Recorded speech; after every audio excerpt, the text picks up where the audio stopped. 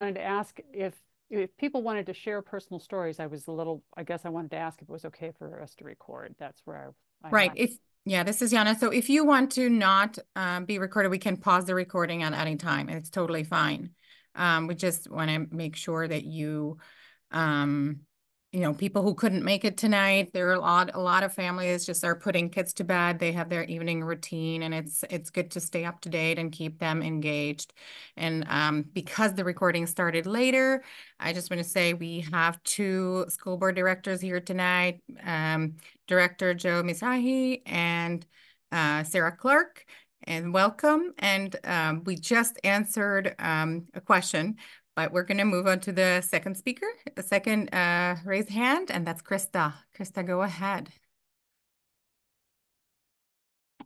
Hi, thank you. My name is Krista, and I did want to mention perhaps for the record that the previous question from Katie that wasn't on the recording was a question about reflections from learnings from the previous strategic plan. And Director Mizrahi did mention 3 points. It's highly reliant on standardized tests, and we need a more rounded approach to monitoring. It's intentionally ambitious, but that can sometimes be a challenge when those ambitious targets aren't being met. And then, of course, looking to recognize special education needs. So thank you. I just wanted to add that to the summary for the record. My particular intervention for this evening is focused on number 5, so I'll save that for now. But my hope for number 1, how should we be able to describe a graduate of Seattle Public Schools? For me, it's really each student is able to reach their full potential. As you know, many of us here are focused on students with special education needs. Many of us are parents to students with IEPs. And I feel like reaching your full potential is a broad definition, but it does really capture that each of our students are unique. And I've been grateful and impressed by the ability of our school to meet my particular students' needs. And I really hope that that opportunity is extended to all students in Seattle Public Schools. Thanks. Amy, this is Cheryl Lynn. Amy, you want to go? Yes. Hi, I'm Amy Moses Lagos, she, her pronouns. Thank you so much for being with us this evening. Yes, something I want to say about what we want for our graduates. I would love for our students with disabilities to feel affirmed and valued in their community. And I want our students who don't have disabilities to know and respect and value people who have disabilities. So inclusion is a really important part of that. And then just to take that more generally, I want all of our students to feel valued and affirmed in their identities. And I want our students to be able to engage with people with differences in respectful and meaningful ways. Thanks. Thank you. Dee?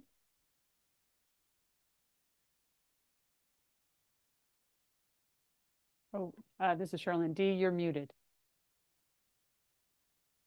Sorry. Hi, everyone. My name is Deanna. And this question is for Sarah. Um, it's kind of referring to the question you said about year 0.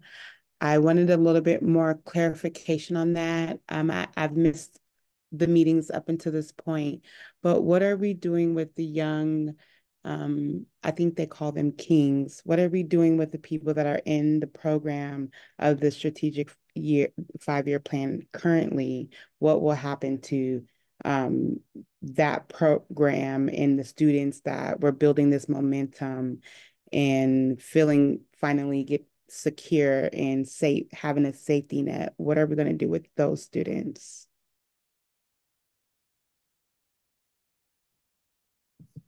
I'm not sure that I know enough to answer that question at this time, or that we've really even fleshed out what that transition is going to look like from year 0 or into the next strategic plan. But I would add, like, if there are ideas that you have that you'd like to share with us during this session today on like specific ways that we can be ensuring that nobody is losing their safety net or losing a support system in the transition from one strategic plan to the next. That's that's definitely feedback that we can take, and yeah. I am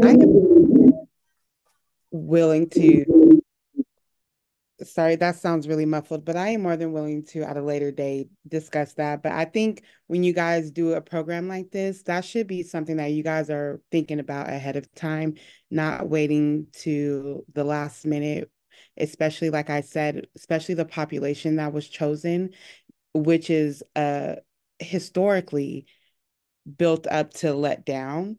And I think to now be asking the public without having that transition, and I don't know if this is you or the board or how that process works, but I think when you're transitioning out, when you go into something, you should already have a kind of an exit plan set and ready to go. But I'll digress on that.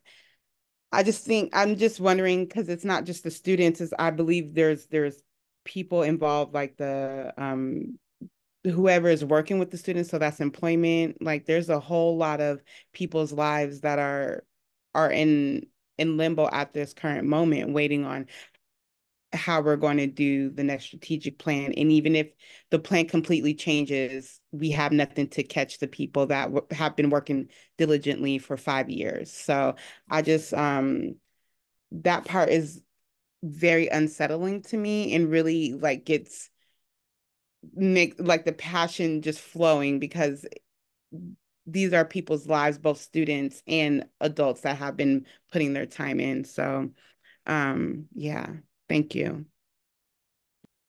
Thank you. This is Yana. Thank you, Diana. And I see Dustin. Go ahead, unmute, and please go. Hello, my name is Dustin Cole, he, him pronouns, and I'm a distinct teacher at Graham Hill Elementary School. Um, uh, just a side comment, I was just curious if the district was interested in using different terminology than year zero. I'm not sure if you're familiar with Khmer Rouge in Cambodia. That was one of the big things that was what they used during that. And so I think the year zero brings about a lot of just sounds like a lot of destruction.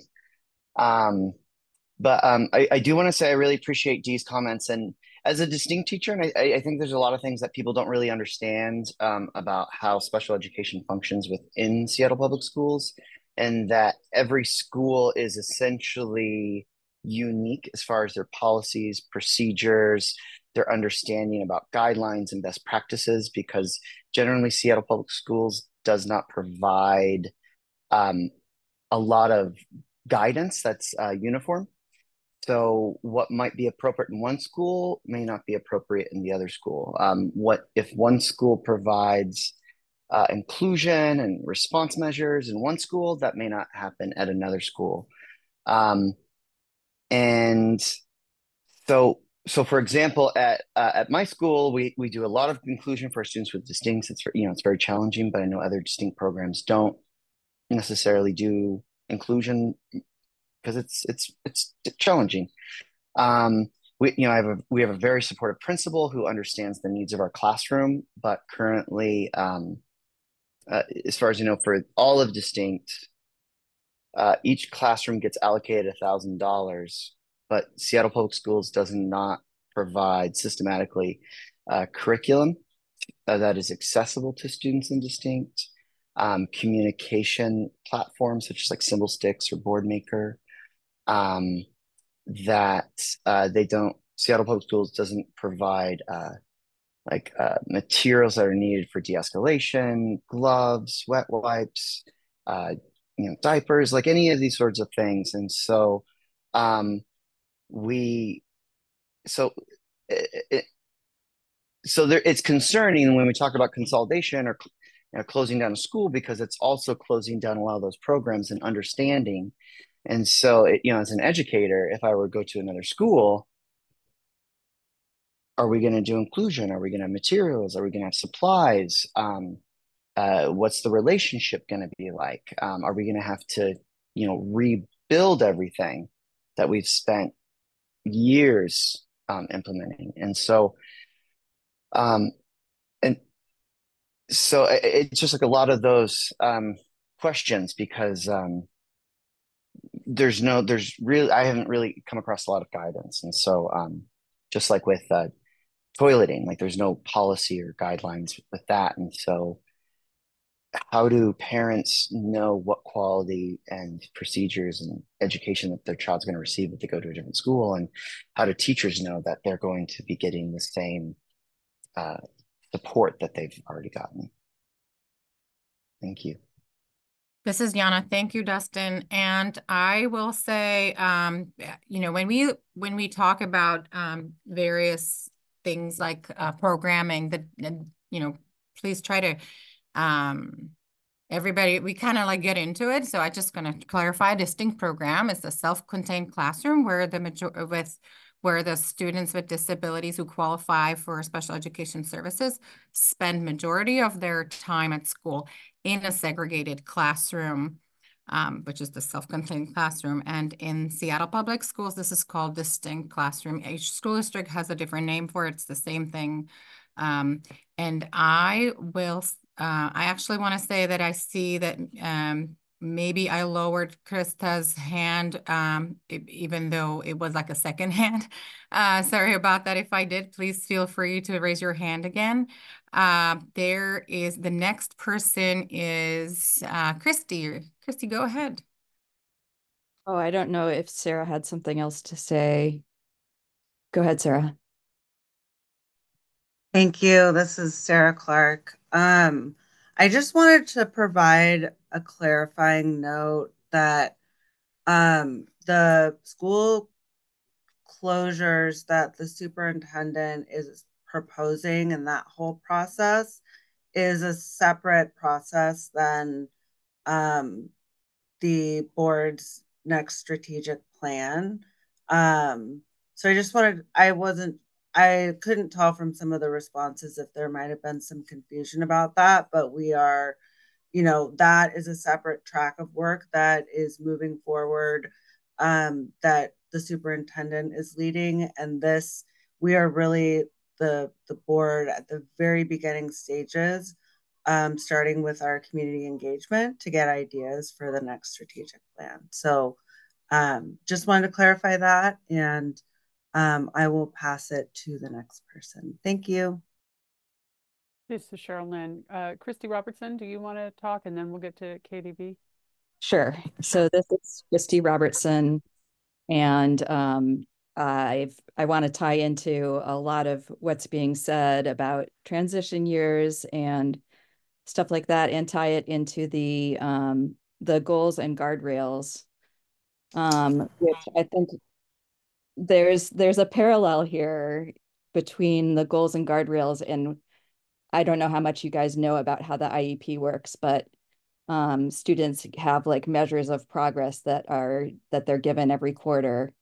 And one of the most common things that goes wrong in IEPs is that there's just no progress that's made. And so you get back a report and it's kind of the same every time. And I feel like I'm somebody who follows those results on the progress monitoring pretty closely. And I have the same feeling about those, like, what do we do when progress is not being made? And that to like tie into number 3, equity has to mean not just like having goals, but also when we're not reaching them, changing something so that we're able to. So that's what I wanted to say. Thank you for being here.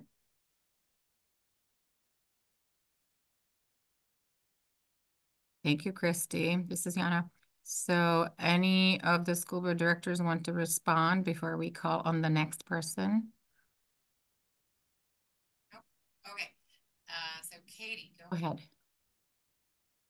Great, thank you. I just wanted to go back to the comment. Again, sorry, my name is Katie.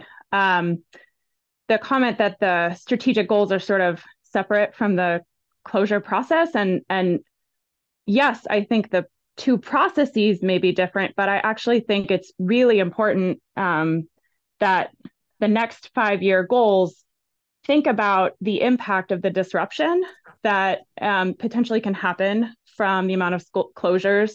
When I think about my special education student, she really relies on routine.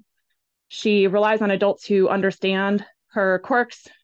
She relies on classmates who, do understand her as well and recognize her and have really are able to engage with her, as one of our previous speakers pointed out. And, she's 3rd grade this year, so she's going to, potentially have to move to a different school for 5th grade and a different school for 6th grade. And I think when we think about equity in education, I think we need to think about some of our most vulnerable learners and how can we very closely track and monitor the impact of any changes in schools on those learners. And that absolutely really needs to be part of the goals of what SPS is watching out for over the next 5 years. So thank you.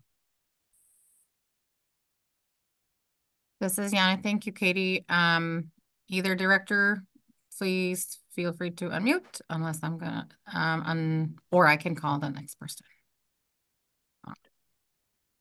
Why don't you call the next, this is Joe. Why don't you call the next person? Okay. And then it looks like we're maybe moving on to question 2, and I can maybe summarize some of what I heard, the responses to question 1. Great. Okay, Susan, go right ahead. So just to clarify, we're on question 1. Is that right? I think that there was some difference, like people were jumping to different questions, but we're trying to kind of like go in order. Yeah. Okay. This is Joe. I'll just say, if you answer a question that isn't question 1, I'm still taking my notes and I'm saying, no, this seems like question 4, but okay. But yeah, go ahead. I think, so I'm just going to give my comment in the context of, what the 5 years should look like, the next 5 years. I think in terms of special education, I don't think that there is enough investment on IA support and training. There isn't common language, if you look at the requirements of what, what people need to become an IA, it's basically a high school degree and not a criminal record, and that's it. And so people can come in very well intentioned and, with, the idea of trying to help kids, but they do not necessarily have the skills needed. And I think that, as we look at like, what does inclusion mean? It means that people are trained to really take care of these kids, and they're not just relying on their own just like person skills. They actually have training to be able to de-escalate, to be able to communicate in non-traditional ways, to be able to understand like how you cope with like very challenging days. And they are often they're, the IAs, like they're the backbone of the school in many cases. And so when there's staff turnover, it's usually them because they burn out, because they're not given enough, training, and they're not really, I think, valued in a way that they deserve. Because if they were, there would be investment in them, And so there's been a lot of comments about the need for stability from year to year for students, the need, to maintain routines. And so think about what that does to a school when there's staff turnover, in IAs, right? These teachers and the school invest a lot in to be able to bring these people up to date to like what the culture of the school is, who the students are. That takes a lot of time. And often these kids are very weary of adults and have had very negative relationships often. And so to have to go from one person to the next person, it makes school an unsafe place. And so we think about safety in terms of like physical safety, but you're not really thinking about it in terms of like mental safety for these children that often don't have the capacity to communicate what they're going through. And so those experiences stay with these kids. And oftentimes they come into school and they have a negative experience from kindergarten, and it just compounds as you go forward. And so as you're thinking about this strategic plan, you really need to think from the ground up. It's not just about the principals, it's not just about teachers, it's really about the IAs in terms of special education. They need training and they need ongoing support. Yeah, thank you, Susan. Very great points you made. Yep, thanks. All right, anybody else? Okay, so Deanna, I'm sorry. Go ahead. You're fine. That's what it's labeled as. I just maybe need to clarify. Excuse me, this is D, for the interpreters. I guess I'm trying to understand the first question. How should we be able to describe a graduate of Seattle Public Schools? Are we talking about the high school level? Are we talking about from elementary to middle school? I'm confused. Or are we talking about the strategic plan? Where is this point of view coming from, so that maybe we can actually ask you questions on for number one directly. So this is Yana. I believe that the graduate is after they graduate from high school, and directors, correct me if I'm wrong, but we just want to know. I think that if I personally am really interested to see what people think that their kids, when they become adults and head into the world after high school, how are they prepared, and what do we expect them to be able to do, and how they feel. So that's, I believe that was graduate, meaning graduating from high school and leaving this public school system. Thank you for that. That I think that can narrow us down just a little bit more, so we can actually ask questions for number one. Mm-hmm. Thank you. Thank you for that question. This is Yana. So do we have any response, or do we have anybody else? Or should we just move on to the next? Maybe we can move to the next question. Yeah, I can. Yeah, sorry, Yana. This go is ahead. Joe. So yeah, I would love to just reflect back some of what I heard, and then folks we can move on to the next question. But I also think that I'm very comfortable with a free flowing conversation where people are kind of speaking their mind, and I think a lot of what folks are addressing fits into a lot of these categories. So so I did hear that each student should be able to reach their full potential. That students with disabilities should feel affirmed and valued, and students without disability should also get a chance to know students with disability, and a lot of this comes back to inclusion. There were some questions about what happens to, I think, particularly the target group within the current strategic plan. And I would just say to that, I think ideally when you have a strategic plan, when you reach the end of it, you've actually met those goals. We haven't. So I don't think there's any intention on anyone's part to say, oh, these kids are on their own now. We don't care about young Black boys literacy anymore. I think that we're absolutely going to figure out how to continue the work that's been put into that, and actually meet those goals going forward, and that will be part of our process. I did want to just reflect some things that I think transition us nicely to question 2, where we talk about what current students should know and be able to do. And I think a lot of what I heard that is part of that is thinking about the routines and stability that are most important to some of our most vulnerable students. And certainly the potential for school closures, or really, I would say any disruption, and I think staff disruption was brought up here too, might be things that disrupt that routine and that need for stability.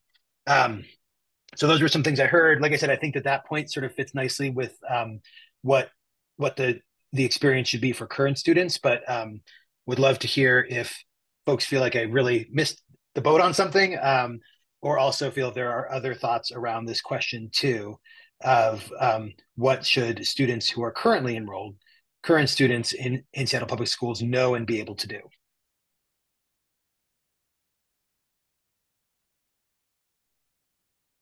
All right, I just see, oh, I think Charlene, you're going through the slides now. Okay, thank you. Okay, go ahead, Charlene. Oh, thank you. This is Cheryl. I couldn't, for some reason, my hand raise option wasn't there. I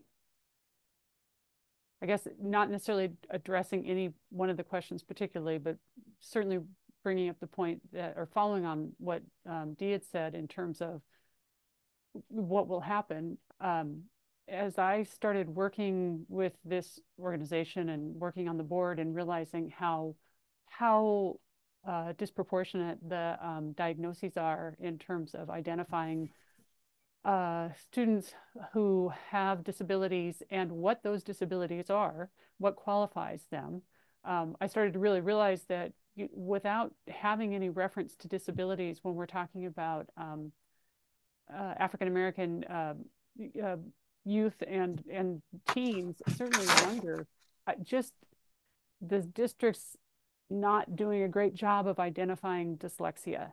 And to think about a third grade reading or literacy level, if you have undiagnosed dyslexia, you're, it just is one of those places where yet another way for a student to have to internalize that he or she can't do something as compared to being recognized as not having a skill that can be taught to them. And it was kind of mind-blowing in some ways to realize that this third grade literacy goal had been put together without recognizing that, or without calling out that it's like you have to recognize and identify and support the disabilities. And I want to say that too, and not saying that a fourth grader who maybe can't read and thinks that he's the problem and is behaving in a way that his white teacher doesn't feel comfortable with, then is labeled with social and emotional disabilities as compared to recognizing what the problem is.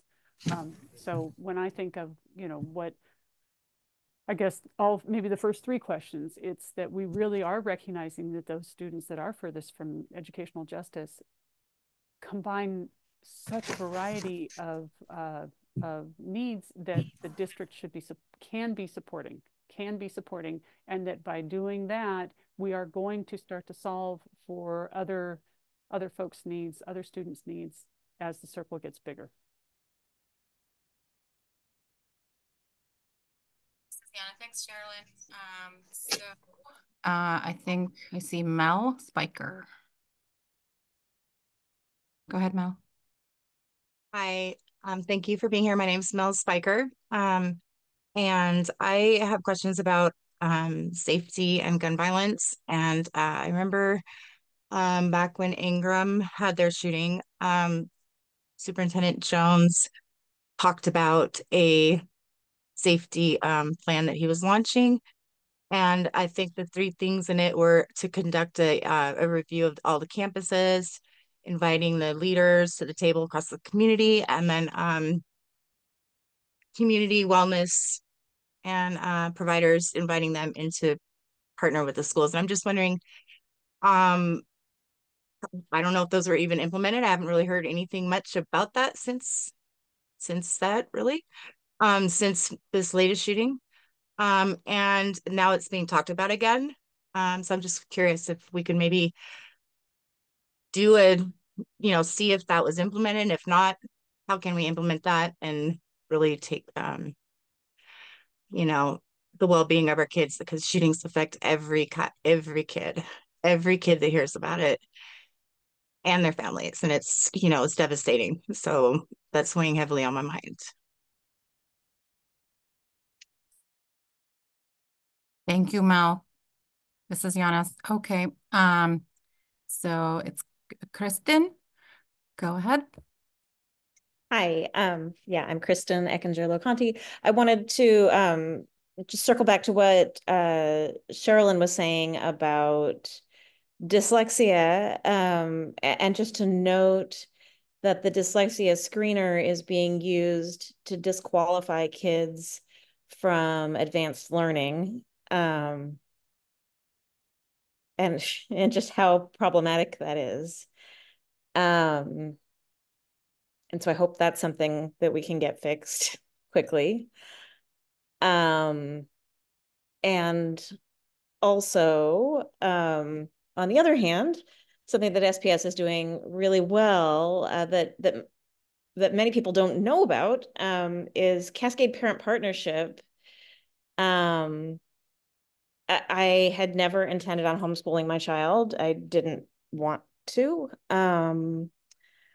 But nowhere else in Seattle schools worked for us, worked for him. And he is now absolutely thriving at Cascade Parent Partnership. It is a gem of a school.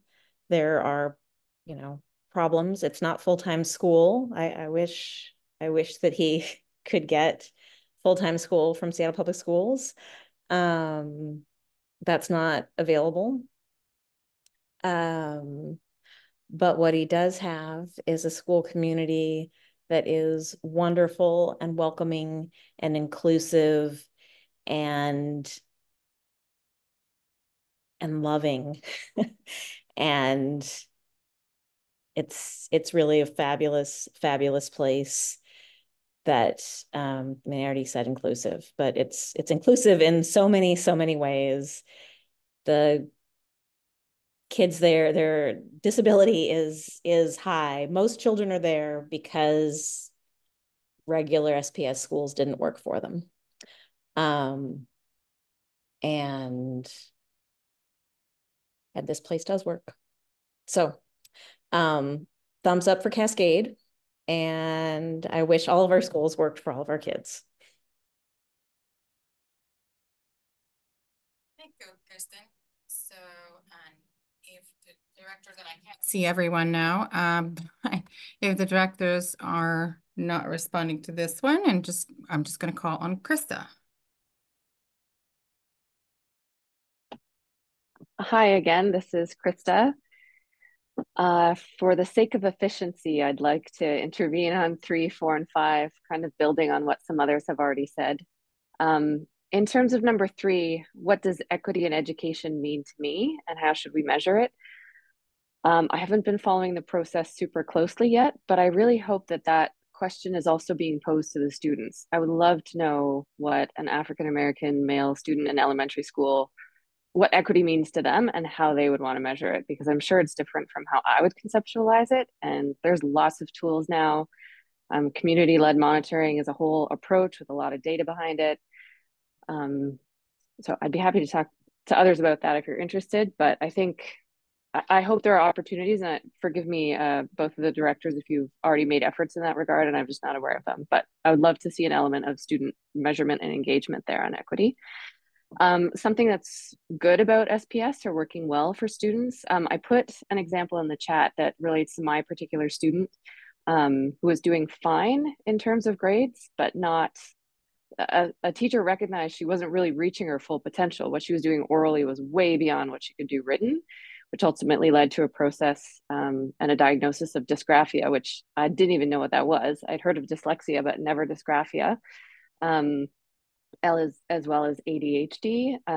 And she used to pretend every night, but especially Sunday night, like, I'm sick. I don't think I should go to school tomorrow. Like, I feel like I have a cough, feel like I have a fever. And like the night and difference change is unbelievable this year. So much more confidence, like school, doesn't think it's a personal failing, that she wasn't up to speed with her peers. And I really want that for all students.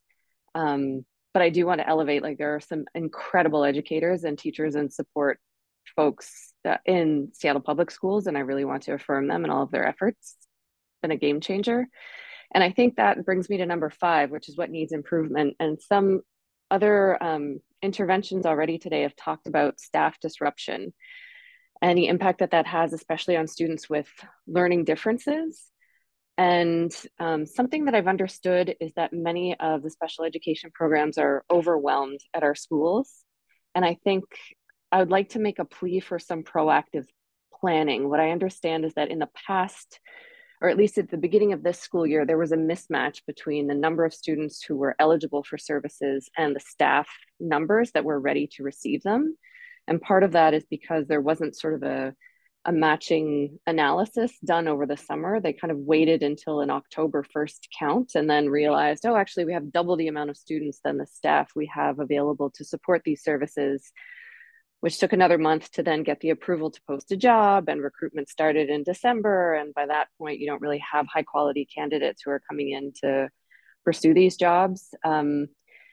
So I'd really love to see if in the new strategic plan, there can be a priority on proactive planning and just sort of making sure that we're avoiding as much as we can some of those disruptions in workforce. It means a lot to the students. It means a lot for the bonds. And that's hard to measure, that it's not just, you know, there's a teacher complement that's supposed to be here or an IA, and do we have those numbers, but who those people are and the skills that they bring. Susan already raised skills training. I would really make a plea for some proactive planning, especially so that schools are set up as of September 1st to sort of have the amount of staff that they need to meet the needs of the students. I'm not really sure what the October 1st date is, but if we could move up that sort of matching date to a summer effort as opposed to a month into the school year, I think that would be a really important proactive element of a new strategic plan. Thanks for the time. This is Yana. Thank you.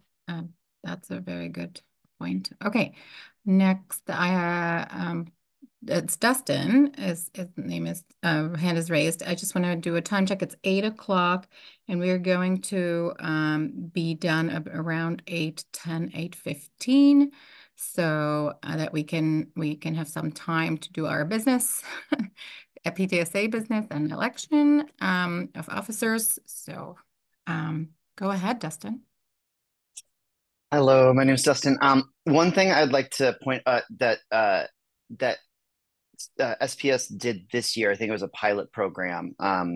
There's a special education supervisor, Caitlin O'Shea, who I think she may have been lead on this, but essentially it was a trio of BCBAs, behavior specialists, that came into various distinct classrooms to help support structures, you know, issues around like student behavior, communication, data collection, and it was very unexpected, because normally as a teacher, I would have to just plead for extra help to come in. But this time it was just proactive support, and they were able to help create a lot of structure. They were able to help train instructional assistants when I'm like coordinating the classroom. They actually helped to create some training around toileting. And so, I mean, ultimately, I would love to see these be permanent positions within the district instead of contracted. But it was like the first time, and it was just amazing, because I think so many teachers and IAs get so overwhelmed, and we don't really have a lot of people to go to. And so just to have that proactive support can really help us to figure things out early, so they don't become this like bigger, more time consuming issue. And so I would love to see something around that continue on, because the people that led it were amazing, and it was really, really helpful. This is Yana. Thank you, Dustin. We have next is Katie. Hi, this is Katie. Can you hear me? Katie Davis. Yes. So I wrote in the chat, and I'm sharing for the benefit of those who may not have access to the chat, that my thought on the second question about what students should know and learn or be able to do. Students should know that they are valued. Sorry, I tear up every time I share that they are valued, whether they excel academically or have good behavior. And to the extent of cognitive abilities, they should know how to identify problems and work collaboratively with others to find satisfactory solutions for both parties. And you can see collaborative and proactive solutions resources, but I think the current model of special education evaluation for for behaviors is not, and, you know, is a traumatic and not an effective approach for some children, and can be harmful in terms of functional behavior assessments that do not help identify upstream problems that lead to behaviors. So thank you. That's, yeah. This is Yana. Thank you, Katie. We appreciate you. This is really hard and very personal. Okay, we have Amy and then Erica. Amy, go ahead. Hi, facilitators, are you okay with me sharing my story, given the amount of time we have? Absolutely, Amy. So if you would like us to pause the recording, Oh, no, I don't mind that part. Okay. I don't mind that part. Okay, I'll try to keep this. Hi, this is Amy. I'll try to keep this as quick as possible, but also speak slowly for the interpreters. My son Carlos is 10 years old. He's in 4th grade. He's in the distinct pathway. He's in a self-contained classroom. He is developmentally delayed, non-speaking, and autistic. And we've had quite the adventure with Seattle Public Schools just in the last 2 weeks. He, about a week ago, got a scratch on his eye. And because he had the scratch, he closed both of his eyes. And for 2 days, he rested and he stayed home, and then he felt better. And so I had his nanny take him to school. He was still closing his eyes, but he has a one-on-one aid. I was like, he's healthy. He's fine. Like, he can go to school. So our nanny dropped him off, and 15 minutes later, they called me and they said, Carlos can't be at school. So she had to go and get him. And then the next day, Carlos opened his eyes in the morning, and our nanny took him to school. And he got to school and he closed his eyes because he's a smart kid and he didn't want to go to school.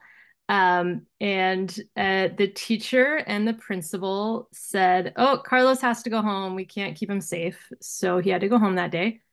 And then I talked to his teacher later, and she said, well, his one-on-one aide didn't feel like she could keep him safe without restraining him in the situation that he was in. And that was quite horrifying to me to hear, and very alarming. And now we have to have a big meeting with his team to talk about how they're keeping him safe without restraining him. And it was just really disappointing that he was not engaging in any disruptive behaviors. He just didn't want to open his eyes, but he was a healthy, happy kid, and still he couldn't access his education. So that was the first issue. And then the other issue is that his one-to-one aide has been absent for many days this year. We asked the principal to tell us how many days she had been absent so we could get compensatory education, because he can't access his education without his aide. And the principal would not give us that information. So we reached out to the special education supervisor, and the special education, and after like 6 months of delays, the supervisor emailed me and said, hello, I have connected with the administration and classroom teacher about your students one-to-one. We cannot share employee records with families, but the building has shared with me that your student has a one-to-one aide at all times during his school day. End of quote. So my husband and I were very upset about that response, and my husband wrote an email. Yeah, Michelle. So my husband wrote an email and he copied our attorney, and he said in his email, I'm copying my attorney, like, we want our compensatory education.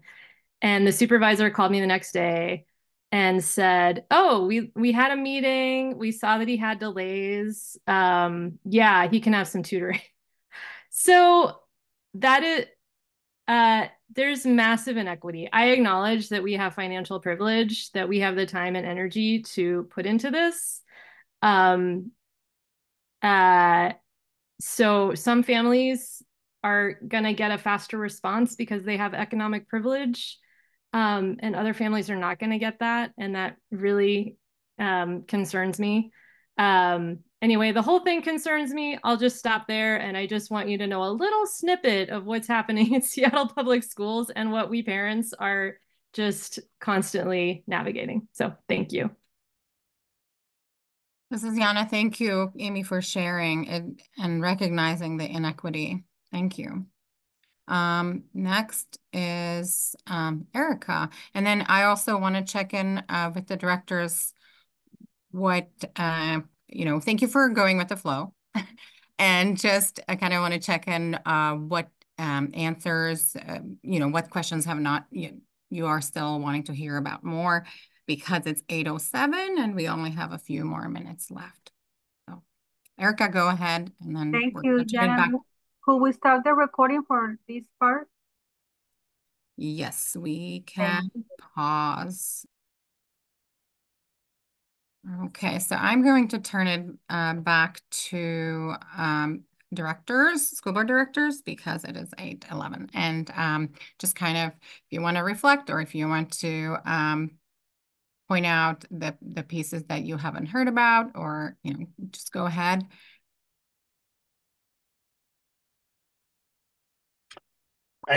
I would just say that first of all, thank you all for sharing. And I know a lot of this are things that are emotional, and as a parent, it's emotional for me to hear these things, and just appreciate everyone being so willing to share your experiences with us.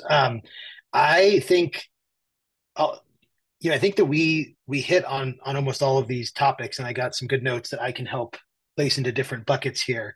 I want to reflect on just some big themes I heard, not listing everything, but heard several times this issue of training and consistency with staff, particularly IAs, and just the importance of having consistently staffed schools, but also thinking about when and how those staffing decisions are made and how those resources are allocated.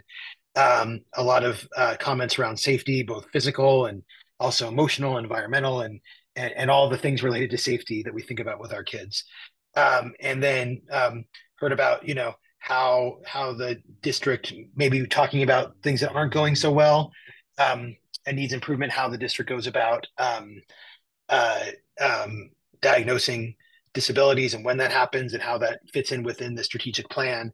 And then things that are going well, I heard a lot about and saw in the chat comments around different options and different option schools, and the support for the Cascade Parent Partnership and the Skills Center, and that there are different ways that we can approach learning, and that those are things that are going well. And maybe the part that's not so well is that we need more things like that. So I took down a lot more notes, but those are just some of the bigger themes that I heard.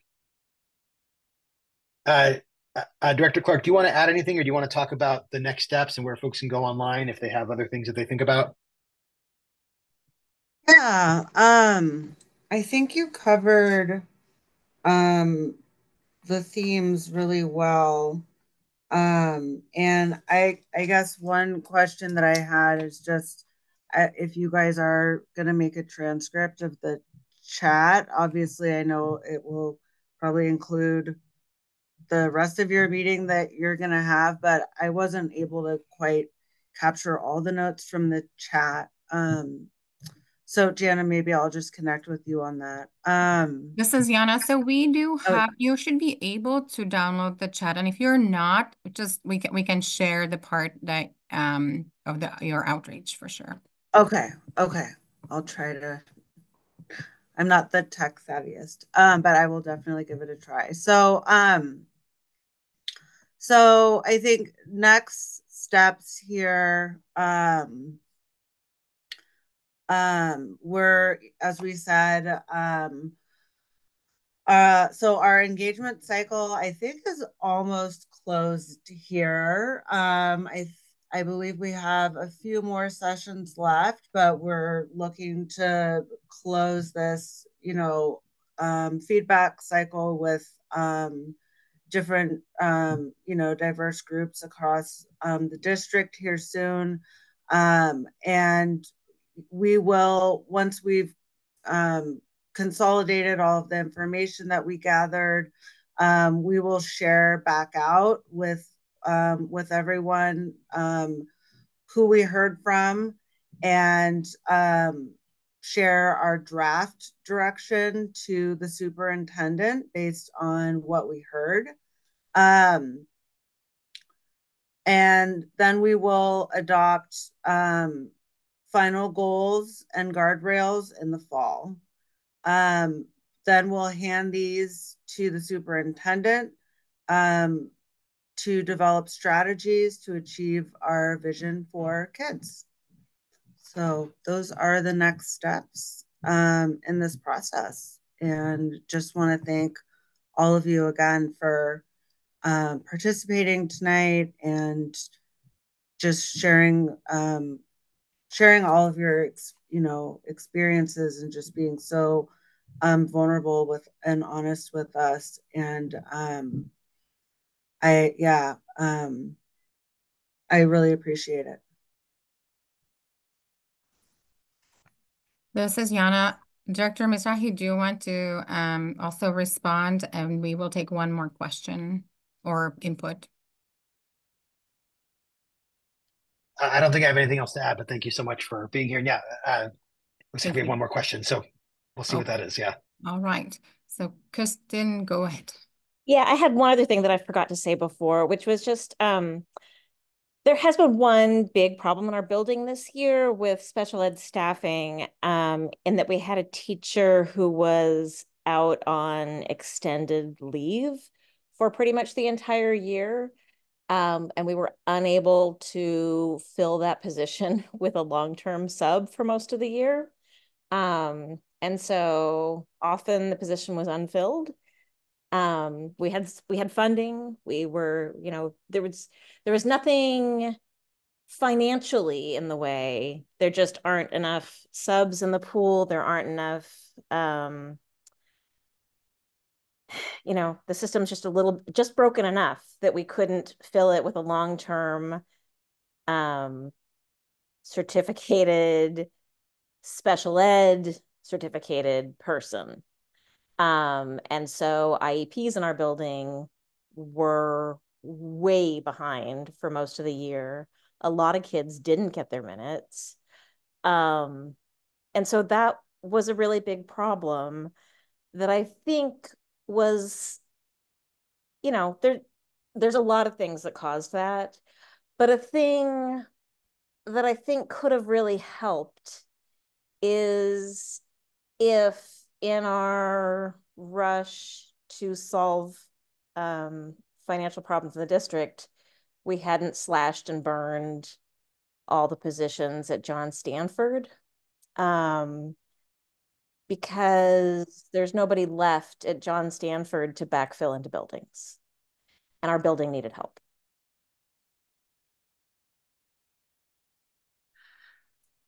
This is Yana. Thank you, Kristen. So I think I said last question, but last input, but I'm going to do a very, very last one right now for Justin. That's always how it goes. And that's okay. We love to hear from our teachers, especially because it is so rare. And also, seeing both sides of the story is very valuable. I do want to say there are really interesting and important things in the chat. So if anybody wants to save it, go ahead. It's a very important read, I think. Go ahead, Justin. Hello, this is Dustin. Sorry, I'm a middle child, so I I tend to talk. That was actually one question I don't really have an answer to, but it's just one thing that's just been in the back of my mind is like, how much does Seattle Public Schools spend on workplace injuries for staff that result in like student behavior or getting keeping kids safe? Because I recently had a workplace an injury that I'm sure will end up costing the district thousands of dollars that could have been prevented with just like a blue mat or a kneeling pad or things like that. And so I haven't seen, and maybe this is happening, but I haven't seen a lot of proactive strategies on improving the overall safety of distinct classrooms. I'm not sure about other ones, because I'm sure the district must be paying hundreds of thousands, millions of dollars in injuries, whether it's in a year or a couple of years, that could be easily prevented through training and supplies. And so as a board member, I would be really interested in asking that question. And because I think everyone's looking at different budgets and different things, but there's so much money being spent on something that's so easily preventable. So thank you. Thank you. This is Joe. Thank you for those last two pieces of feedback. I just want to offer one other opportunity. I'm going to put in the chat. This is the form, which has the same questions. So folks, I know we were rushed, and also I do this in meetings all the time where afterwards I'm like, I should have said this. So you can always go in and fill out that form. Has the same questions on it. I'm also going to leave a link to the website because that has the form in many other languages. So let me just put that in there as well. And I know you all. Yes. Amy, can you clarify? Because I thought you had said the date for submitting the form had passed, and so how long is it going to be open? Oh, we extended it. Okay. Yeah. This is Yana. Do we know up until when it's extended? I believe through the end of the month. Thank you. And if it isn't, then you might be hearing from us. Okay. Thank you. And if it isn't, probably it would be okay to email the school board directors directly, correct? If it's not, this is Joe. If it's not, you can email me directly with your feedback and I'll make sure that it gets in there. Yeah. Fabulous. Yeah, me as well. Thank you. This is Cheryl Lynn. I do see that on the page it says June 14th. It was extended to June 14th, and that was one of the reasons why I had not included it in the newsletter that we sent out. So I'm glad to know that it is still open. Thank you. And thank you both for attending and, you know, letting us bring a lot of feedback. Yes, thank you very much. This is Yana. Thank you. Director, could you please include your email addresses? I'm sorry for interrupting. Could you please put them in the chat for families, for members? Thank you.